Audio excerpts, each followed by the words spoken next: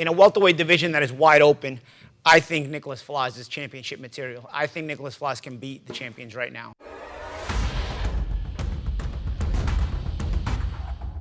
Welcome, everyone, to Boxing Scene's Top Stories, only on ProBox TV, your boxing channel.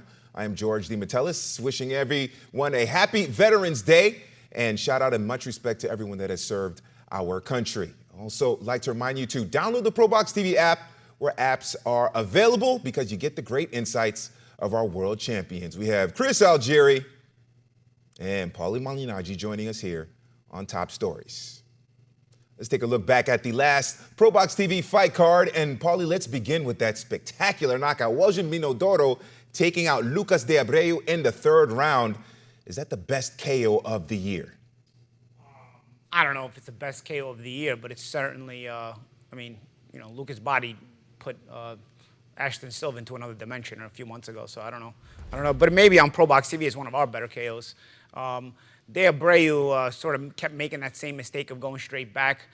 Minuro is a guy who's got a lot of power, obviously coming in. We knew that from his record. But he's also, a little bit beatable in a lot of other stylistic manners. So I think he's going to be a real fun guy to watch. He's intense. He chases the knockout knowing he can punch. I'm very curious to see if you get him in there with somebody with a little bit of resistance, a little bit more physicality, even if they can't match his power. Maybe like sort of that old school Mexican style fighter where they're durable and they even if they may not punch as hard, they give it back to you in physical ways, maybe a little bit dirty. I'm curious to see where Minoro's mindset would go there, because Minoro's not the kind of guy who's going to really outskill you in a lot of ways. So he's going to have to go chase the win in the way he does, the only way he does, which is to power you and bully you. So the fight was an impressive KO, was an impressive win. De Abreu was probably getting a little bit long in the tooth. He's been matched very tough. He's sort of in that opponent zone, and he's been in very, very tough to where he's probably a little bit shot. So the win and the KO has value to it. It's a highlight reel KO, but at the same time, Minuro also has some very glaring flaws. But they're not in a way where, all of a sudden he's a bad fighter. No, they're in a way where this guy could be fun. If you put him in with the right style, this guy's going to make some fun fights. Yeah, Chris, what did you make of Minoro's knockout there of Lucas de Abreu? Definitely, in the candidacy for KO of the year. I'm not sure if it's actually the KO of the year. It's definitely the scariest KO I've seen this year. Just the way that de Abreu's head bounced off the mat. Very, very debilitating, damaging, dangerous type knockout. But Minuro, man, I agree with you, champ. He's definitely got some glaring flaws, but he's going to be a lot of fun on the way up. Physically, very, very strong. Good physicality. Good. Looks like he's got pretty durable. He's pretty durable. Got hit with some shots. You look at his record. He's been 12 rounds already. So definitely a durable guy. Very, very strong guy. Going to be fun the whole way up, but it's definitely beatable. Definitely beatable. There's a lot of holes in his defense. Kind of comes in face first. His feet are all over the place. Man, what a knockout, what a shot. And again, like you said, he did it to a guy, Lucas de Abreu, excuse me, who has been in really, really tough, and no one's been able to do to him the way what Minuro did. So good win for him, and he's going to get brought up in the discussion of KO of the year. Not sure he gets it, but again, it's going to bring a lot of eyes to him moving forward. All right, let's talk about the main event. The Nicholas Flaz convincing unanimous decision victory over Christian Gomez. Paulie, what did you make of Flaz's performance? Again, another very, very impressive performance by Flaz. Nicholas Flaz, for me, is one of the more impressive fighters we've had on ProBox TV. In a welterweight division that is wide open, I think Nicholas Flaz is championship material. I think Nicholas Flaz can beat the champions right now. I don't know if he can beat all of them. For example, a guy like, Jaron Ennis or even Stanionis, tough, but he's in those fights as well. You're not just going to walk through him. And there are champions in this weight class that I think he would beat right now. I think if he gets the title shot right now against the right champion, out of the major world titles, I think he could become a world champion right now. This kid is really, really good, and he constantly impresses me. And yes, he was favored to beat Gomez as well. So it's not like, oh, whoa, eye-opening stuff. It's the way he keeps doing these things. It's not just that he wins, it's the way he keeps winning. He is versatile, strong, very consistent attack that is very varied, shot selection, very rhythmic, athletic, talented. I mean, I can keep coming with the adjectives, but you're getting my drift. You see Nicholas Flaz fight. He is a very, very impressive fighter. He's floated below the radar, but I think thanks to ProBox TV, he's getting more and more notoriety. You got to talk about this kid when you talk about the welterweight division and its best fighters. He belongs there. Yeah, Chris, what's your take on Flaz and his performance? And Paulie touched about his future at 147. Is he at that level where he can fight for a belt? Yeah, I agree with Paulie. I mean, we were both very, very impressed with him on Saturday night. The way he's performed, the way he's been performing, the fact that he's getting better all the time. Very, very rhythmic. He's improving. Takes risks out there, but he's very, very hard to hit. Very slippery guy. Very dominant performance too. Christian Gomez is a very tough guy. Ton of experience, lots of knockouts, and he had nothing for Flaz. Flaz looked exceptional last night. He looked world class. He looked world class. And I agree. I think there are champions out there right now. I'm not saying that Brian Norman can beat him. I don't know if he can. I mean, Flaz is that good. Even Mario Barrios, I would like to see Flaz with him right now. I think he's ready. He's only, I think he's 14-2 now. Is Flaz, so he's kind of early in his career record-wise. But he's knocked off such good fighters already. His strength, right. his talent strength is off the charts. To use a college football term, his strength of schedule has been really, really good. But that's also why he's got 2 losses, right? And a lot of times we throw out the baby with the bathwater when we see a guy who's got a couple losses, but you can't do that with Flaz. He's far too talented. And champ, it's also because he's gotten some wins at that level too. It's not just the losses. Well, absolutely no. He knocked off a bunch of really highly touted New York prospects in Jahai Tucker and Brian Sabato, and those are really good wins. But you know, obviously lower level, but this was a step up. Christian Gomez is the kind of guy that guys beat on the way to becoming world champion, and Flaz did it in an exceptional manner. So I'm very high on him. And the first thing he said when he got out of the ring, he came around the desk and he goes to me, he goes, I listened to what you said in the last fight about my chin. I worked on that. How was it? The kid's working. You know, he's tucking his chin in a little better. It wasn't as you know, up in the air as it was in the fights before. So he's still learning. He's still getting better. And I really like to see that in a young fighter who is constantly trying to improve.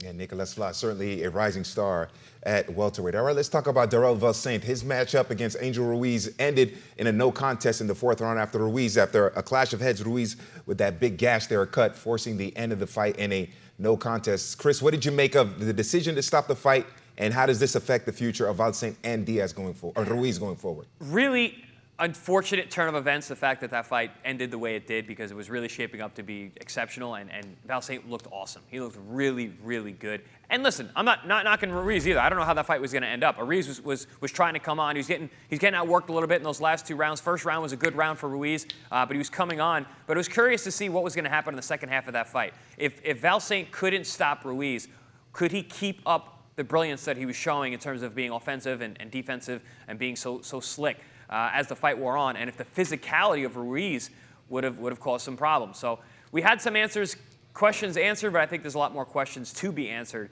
I would like to see these guys run it back. It was an exciting matchup, 2 very contrasting styles, but also entertaining. I thought it was 2 young, hungry guys who were trying to win, like ProBox TV always has in our 50-50 matchups, and no B-sides. So let's run it back. You know, I like to keep Valsaint busy, get another winner's belt, let that cut heal up, and bring Ruiz back and do it on our air. For me, you guys know how highly we've rated Darrell Valsaint as far as the prospects are concerned here on ProBox TV. I've been very high on Darrell Valsaint. I've loved to see the improvements he's made fight after fight after fight. So it's very, very difficult to keep raising the bar, and yet he did it. I mean, for me, the shame of this is that we didn't get to see more rounds because there's question marks on both sides. But I'll start with Valsaint. This was the best I ever saw Darrell Valsaint look. Yes. And that's saying a lot because he's looked really good on the way here. He looked awesome. He switched on the whole time. Switched on the whole time and awesome. And a part of the reason he looked awesome is because Ruiz is also a very good fighter. Very good. Now, having said that, the disappointment is a guy with the pressure of Ruiz sometimes can start to break your concentration in the mid to late rounds. We haven't seen Valsaint in those mid to late rounds at this pace, at this level of opponents. We can't say for sure he was looking awesome. Was this going to maintain throughout the fight?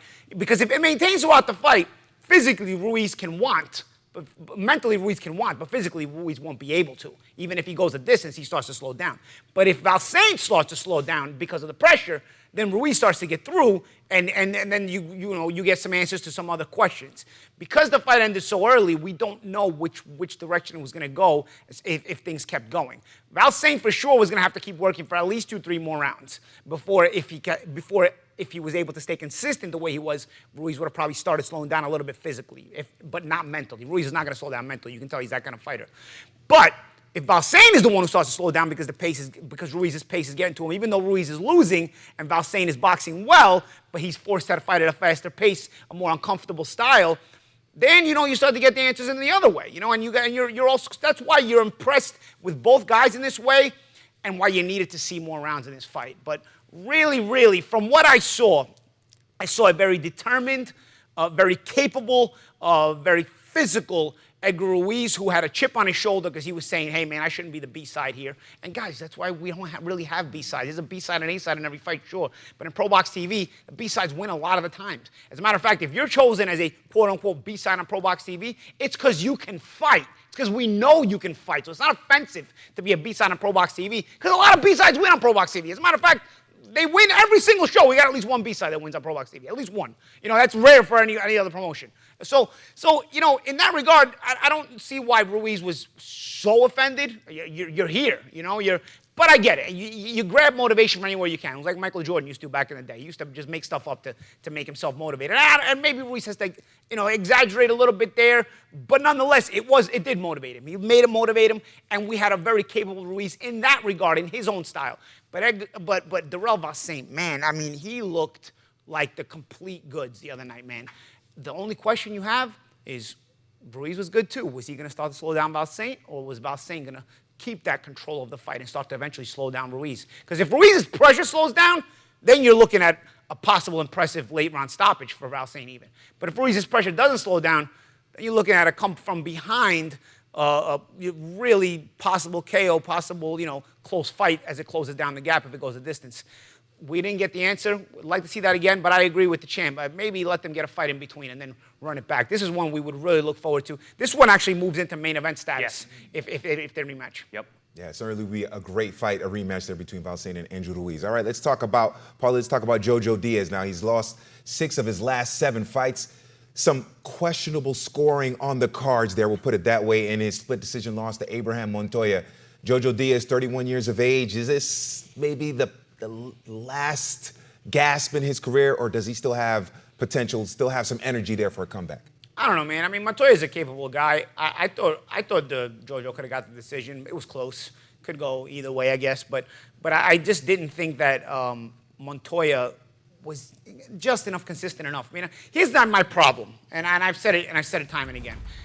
A lot of times when fights are close or when fights are difficult to score, you end up just with the boxing for dummies approach with these judges. You know, whoever's coming forward is winning. And if you do that, my dog could see that. You know what I mean? If we're going to judge it by whoever's coming forward, just let the dog judge the fight. What do we need judges for? We don't have to. The dog will do it. He won't even know. You don't even have to pay him. Actually, you know, there's less expenses, less overhead for these shows. You know, but if you want to really look at the nuances and you understand what you're watching, then it can't just be whoever's coming forward. You know, because sometimes the guy who's hungrier but is fighting smarter is going backwards. You know, I thought Jojo late in the fight caught the more eye-catching shots, especially with those straight left hands, both from a lead perspective and from a counter perspective. Montoya was very, very physical. Montoya was very, very awkward. He was landing some shots himself. If you're going to go by quality of shot, you know, Montoya slaps a lot. You know, Jojo was turning shots over and landing with the knuckle. They were more eye-catching in that regard. It was real close. I'm not going to lie and say, oh, this is an outright robbery. But, you know, as an ex-world champion, you probably get the respect of getting these close ones. And not to disrespect Montoya, who's been capable his whole career as well. As an ex-world champion, you probably get the benefit of the doubt in these fights. And then the judging, of course, was all over the place. I mean, I mean, what are you going to do, bro? You know, I'm noticing it's a trend with Florida Commission judges. They like to follow the leader game. I don't know if that's what, you know, they're born and bred to judge as, but they love judging with follow the leader. Whoever is following the leader, so to speak, whoever is coming forward wins the fight in their eyes. Yeah, Chris, what do you make of Jojo Diaz, that fight against Abraham Montoya, and how it might impact his future going forward? I thought Jojo edged the fight. It was close, definitely a very close fight. 98-92 in either direction is out of control, and we had judges that had 98-92 in both directions, one for Jojo, one for Montoya. I don't know how you see that as an 8-2 fight. It was very, very competitive, nip-tuck throughout. But I thought Jojo did enough down the stretch, as you said, Champ, landing those eye-catching punches. He was finding a home for that counter left hand, popping in Montoya's head up. But it was a good fight. It was entertaining. Jojo, I think, answered a lot of questions inside about what he's got left, and if he wants to dig deep, and he did. He did. There were times in that fight where it looked like Montoya's pressure was going to get to him, and Jojo bit down and came back and won the next round. And they were swapping rounds as the fight went on. But yeah, and unfortunately, this fight is going to be more talked about because of the judging than the actual contest itself, which is pretty entertaining. It's a shame that Jojo didn't get the victory that night, even though I thought he earned it. But all in all, it was a good fight. And listen, Abraham Montoya is a tough guy. He's been in with a who's who of kids, the guys that are on the way up in terms of prospects and contenders. And now he's got to win over a former world champion. So you got to watch out for a guy like Abraham Montoya. And Jojo Diaz, 31 years of age. We know in boxing that's still plenty of time to recover and regain his form there. We'll see what happens with Jojo Diaz. And, of course, any other developments and information with Jojo Diaz and the other fighters on that ProBox TV fight card, we will give it to you here on Top Stories. Remember to scan the QR code, like, subscribe, and leave your comments on our YouTube channel. And download the ProBox TV app where apps are available, because on the app, you can watch the watch-along party alongside the champs of the Jake Paul-Mike Tyson fight. So turn down the commentary on Netflix and go to the ProBox TV app or YouTube channel and watch the champs give their commentary on the Jake Paul-Mike Tyson fight. And we'd like to remind you as well that ProBox TV will return to Ireland December 7th. You can watch it on the app and on YouTube as well. I'm George DeMatteis. This is Boxing Scene's Top Stories. ProBox TV Contender Series. On December 7th, look for an all-out Irish war as Dylan the Real Deal Moran battles Tyrone the Mighty Kelt McKenna at the top of a stacked ProBox-worthy card.